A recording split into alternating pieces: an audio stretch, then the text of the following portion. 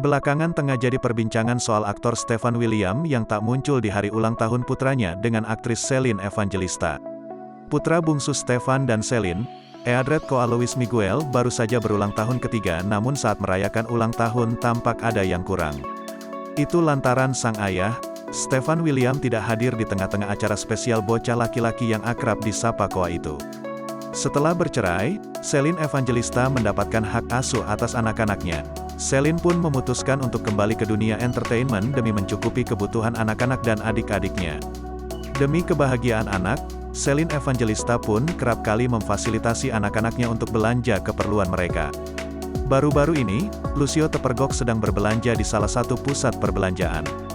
Tampak sang aktris merepost stories yang memperlihatkan putra tampannya bisa berbelanja pakaian di salah satu butik ternama. Sembari menjajal jaket pilihannya, Lucio pun juga bergaya bak model saja.